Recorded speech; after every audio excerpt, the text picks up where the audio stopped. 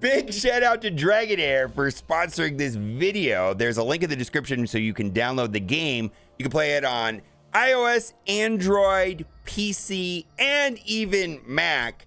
And I play it not only on my iPhone, my Android tablet, and right now I'm playing it on the PC client. They all link seamlessly, and it's absolutely fantastic. And again, I really appreciate if you do download the game. It does help support this channel. Now, what we're going to go over today, we're going to go over the pools for the legendary characters. And there's one that is ending soon, and we're just going to go over some of the characters in the pool. So we're just going to go over some of the characters, what I like, and the process that I have for what I would pick to have the boosted blessing rate. Now, first things first, the drop rates are 3%. Basically, you can get a legendary at a 3% rate. Now, I think what the purpose of this is to get the one that you want. And that way, you're not getting a random legendary that may or may not work best for what you're trying to do with your roster. And I'm going to go over why I selected this one right here. And it is unique to my roster. Now, the other thing, too, is that I have some information from the developers, which we can go over. And the easiest way to go and see the skills on each one of these characters is to click the Summon Details button, which is right here. So click Summon Details. So select the pool and then hit Summon Details, and then it'll pull up the individual characters. And then from there, you could click on them and read their abilities. So let's just go over them. We got Gica, which is a fire hero. I believe that this character is mostly damage. I'm just going to read the developer notes. Gica is an S fire hero in PvP. Her ability of inflicting controls is unparalleled. Her passive skill can reduce her enemy's ultimate energy. So we're going to read that right here. Gains ultimate energy by 10% when an enemy gains a buff. Nice. When inflicting debuffs, it reduces 25% of the ultimate energy of the target. So it has some ultimate manipulation, which I think is a pretty good skill, specifically against bosses, right? As long as you have enough accuracy, right? Then the battle skill right here does fire damage and then has a 75% chance of inflicting accuracy penalty 2, which I am finding is going to be necessary in nearly every fight.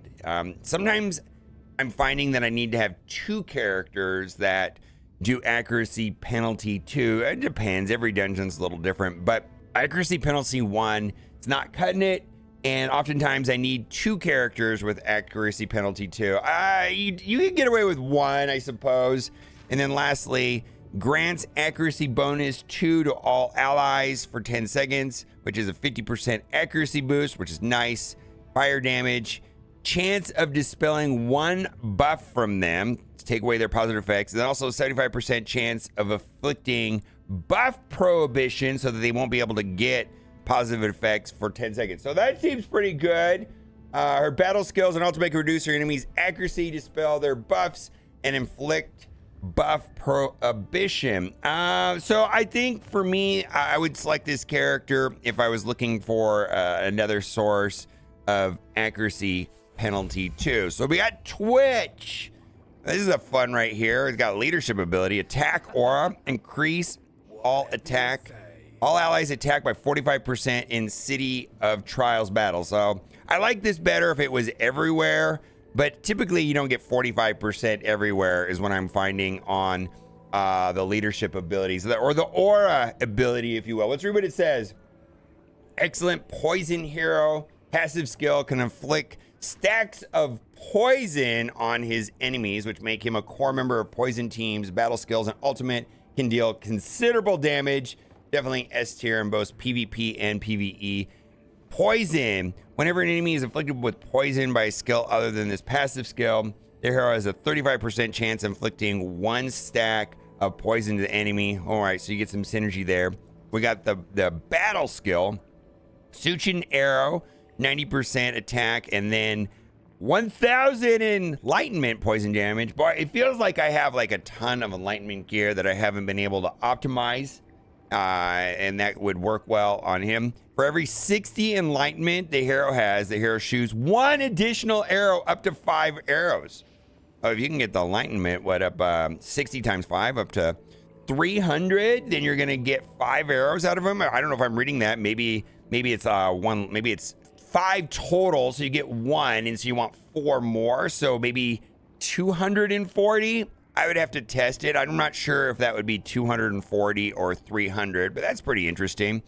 Then we've got the ultimate, which is a total of 4 attacks on the target area, each attack dealing attack and poison damage. And there's certain equipment that benefit from having multiple hits connect, so that the one that puts the defense penalty down, basically the defense down debuff, that this would be nice to be there because it would be hitting 4 times and 4 chances proc. Also, if you're using the gambler equipment, which can do the true damage, I think that would be beneficial if it's hitting 4 times. So it's going to go off more often on single target bosses, be my guess. All right.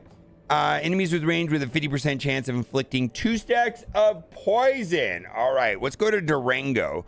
The next one, we got some poison heroes right here. This one is of high interest to me. Again, accuracy aura, this is everywhere by 50. And then the passive swiftly attacks all enemies as the battle starts, dealing poison damage with a 40% chance of inflicting 3 stacks of poison. Nice. When the hero's basic attacks or skills trigger a critical hit, has 40% chance of inflicting 1 stack of poison for 15 seconds. Very nice. The battle skill launches 3 attacks on the enemy, and this and the damage is based off of attack and enlightenment poison damage each time. Recharges the hero's ultimate energy by 5% each time a critical hit is triggered. So, want to be modded for crit chance.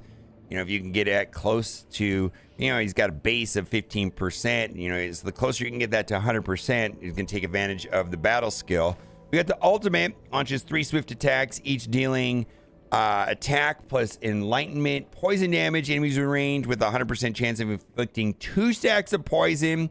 Ignores, this is big right here, ignores 30% of the target's defense upon a successful critical hit. So, the glove pieces is probably one of the best places to find the crit chance percent stat. So that's where I would look to do that. And that's a no-brainer on how to mod him. Let's see what the devs say. Ringo is the best at inflicting attacks of poison. If you can team up with the right allies, their power together is catastrophic. He and Jeth Aliyah make a good team. He alone is A+ in both PvP and PvE, and becomes S when teaming up with Jeth Aliyah. I don't know how to get the names right. All right, let's go to the next one. That was Durango, Theal. And let's take a look at this one right here. Oof, oof, oof, oof. Again, the Captain Aura. All allies accuracy in Grand Gladiator Arena Battle. So that's a little more specialized, although that is a pretty big number, 65 for sure. The passive casts a lightning strike enemy whenever they gain a buff, dealing 100 DAC of lightning damage with a 30% chance of dispelling 1 buff from them. The skill only attacks once on the same target in 5 seconds. Nice. Then Thunder War Song, unleashed forked lightning. Lightning damages enemy within range and have a 75% chance of dispelling 1 buff from them, and a 75% chance of inflicting attack penalty 2. Such an important negative effect. Like I said, I feel like I almost need to take 2 of them. Now this is fun because it's AoE, the whole board, powerful lightning storm to enemies with a 75% chance of inflicting buff prohibition, so they won't be able to get positive effects. So it's like immunity. For enemies without any buff, there's a 75 chance of inflicting stunned. Very nice, very nice. She is she? Oh, I guess it's just she. I didn't even notice. Delavar is a lightning hero with 6 self-inflicted control. She is an S in PvP. Ultimate can stun all of her enemies, turning the tide of the battle. Wow, wow, wow, wow. All right, now we're gonna go to Theal. Now this is a single target boss slayer. Dealing direct damage to the same enemy target grants the hero 1 stack of attack speed up for 5 seconds, up to 15 stacks. Stacks are lost when switching targets. Wow. Wow, wow, wow, wow. Shoots a powerful arrow at the enemy, dealing lightning damage. Damage ignores immortality. Switches to a different shooting stance. The hero's attack increases for 15% for the next 12 seconds. Each base attack has a 30% chance of triggering multi-shot, firing 3 arrows that deal lightning damage each. This chance is boosted at the rate equal to 30% of the hero's crit rate. The multi-shot fails to trigger, the arrow fired will deal lightning damage instead. So this looks like a single target beast. Boss Slayer. Theal, strong lightning DPS hero, poses great threat to bosses. Damage is devastating on a single target. When faced with only one boss, Theal attacks on the same target boosts his attack speed, making him an S hero in such scenarios. I think Dauntless have some pretty crazy damage numbers I've seen on Vortex. I mean, I feel like people that are getting like the crazy numbers in Vortex are sometimes using Dauntless. Lucien, all right, leadership aura increases all allies HP in the Grand Gladiator battle. Passive, we get an HP shield each ally for 10 seconds as the battle starts. Any ally under the shield gains control immunity, is immune to ultimate energy reduction effects inflicted by enemies. So this does feel like an arena skill that is going to be optimized there. You know, sustained long battles that drag out for 5 to 10 minutes. You're not going to get a lot of benefit from this. It's only going to pop off at the beginning of the battle right here. Then we've got the battle skill. Charges towards enemy with the highest ultimate energy. So he's going to be able to get to the back line as opposed to just going at the tank. He's going to be bouncing around all the time with a 75% chance of inflicting frozen for 3 seconds. And then this right here, I believe, is a devastating effect because he's going to be jumping towards the one with the highest ultimate energy and then inflicting recharge speed penalty for 10 seconds, reduces the recharging speed by 30%. That seems like a very powerful and impactful mechanic that I think is great. Lucien is brilliant front hero and ice defense hero while immune to all control. He can charge the enemy and his ultimate can inflict recharging speed penalty on them, making him S hero in PvP. So this is more of a PvP type hero rather than, you know, bosses or something like that. Now, this is the one that I considered the most right here. Gillian right here. I have a thing about healers, and this does so many crazy things. When healing an ally with less than 75% HP, Cleric grants a stack of recovery over time. And recovery over time is nice is because let's say you cap out, you know, their HP from an ability, and then they get hit immediately after. Well, this kind of softens that because it's ticking every second, you know, for 5 seconds. And this is going to be going to whenever she heals an ally with less than 50%, which is going to be based off of the ultimate. Now, the battle skill heals the ally with the lowest HP, which is amazing because it's not like a Hexandra, I believe, is random. This is targeting the one that needs it the most, right? Based off of HP and enlightenment, and grants the ally damage reduction for 5 seconds. And it's likely they're going to have below 50% HP, so they're going to get this recovery over time as well. And then this is, you know, hit the whole board, apply defense up to, which is increases defense by 60%. That's bonkers good, right? Heals all allies and dispels 1 debuff from them, which so helpful. It's just so helpful, and grants them defense up for 2 seconds. And if they're below 50%, they're going to get recovery over time. I was super torn about this character right here. I wanted to select this character for the boosted rates, you know, but I opted for this beast down here. We're going to get to that. And let's see what they say. The excellent Radiant support hero, ranked S in PvE. She's strong healing ability and grant teammates defense up and dispel bug debuffs in them dungeon challenges. So, you know, the healing mechanic yeah, like they said right there, mostly going to be useful in PvE and dungeons and things like that. Now, this is a summon hero, and I feel like the community is split on summon heroes. I like, some people love them. A lot of people think they're overrated. I don't have an opinion yet. Increase all allies attack by 30% in all battles. That's the best, right? If you need more damage, every battle, everywhere. Love it right here. 3 seconds after an ally undead, summon ally dies. Summon one skeleton that gradually loses HP where the undead creature dies. Skeletons summoned by the skill will not trigger the same effects again. And then they've got the abilities of the skeleton. Deals damage within range for each ally's undead summon unit on the field. The skill damage increases by 20%. Deals damage to enemies within range and summons 2 skeletons. Then it grants 20% attack up to all summon allies. And I feel like summon mechanics are useful unless your opponent has some sort of ability that rewards them every time they're hitting, you're killing off characters or things like that. Then it can be a negative thing, you know, like where, you know, every time they successfully kill one of the summons, they're getting a boost. So I feel like this could go both ways. Skills make him an indispensable part of the summons team. Passive skill allows undead summons to keep spawning without an end. His ultimate benefits the ally summon heroes and the allies. In turn, boost the damage of the battle skill.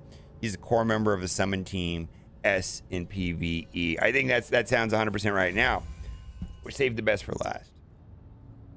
Don't know how to say the name. Child of Chaos. Child of Chaos. He's certainly menacing, that's for sure. Got the captain ability.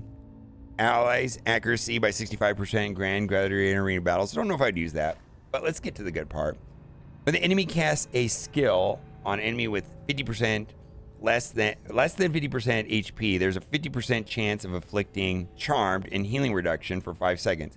The healing reduction would be more impactful if it happened always, but this is at a critical time when they're below 50%, right? If the hero fails to inflict charmed on the enemy, inflicts accuracy penalty 2 instead, which you know, charmed is not going to be able to stick to a lot of the bosses that are immune to like control effects. So this is going to be applying accuracy penalty 2. But accuracy penalty I haven't got a lot of use out of yet. So this, I'm curious on how this works in the real world. Having the ability to slow down your opponent from applying, you know, positive effects. It's almost like giving yourself like extra resistance, I suppose. Has a 100% chance of inflicting stun on the enemy for 3 seconds. For the next 3 seconds, he deals necrotic damage on the enemy every 0.6 seconds each time, stealing 3% of their ultimate energy and healing the hero by attack. So he's stealing ultimate energy and getting health. Ah, that's great. And then this is what really did it for me. Attack penalty 2. And I think that I'm finding that I need multiple characters that have attack penalty 2. I think the accuracy penalty is fine, but the attack penalty is really important. I'm finding I'm needing to take in usually 2 characters that have this, and you know, having their accuracy high enough for it to stick. Deal damage to all enemies. It's a full board wipe. Inflict attack penalty 2 for 10 seconds, 75% trim. This is the thing that just like made me go bonkers. And maybe it's because I don't have a character that does this well right now. Dispel all debuffs from each ally and heals them by 10% max HP, gaining an extra 4% max HP, healing for each debuff successfully dispelled. Deals damage, puts attack penalty 2, clears the negative effects, and then heals. Yes! I need this in my life. When would that be bad? I think that would be useful everywhere in like 90% of situations. And so this is the character that for my account and what I'm trying to do, I'm the most interested in myself. And it looks like there are largely very positive reviews when you click the rating button. Who's your top pick? What do you think? Also, big shout out to Dragonheir for sponsoring this video. And again, link is in the description if you want to check out the game. Bye for now.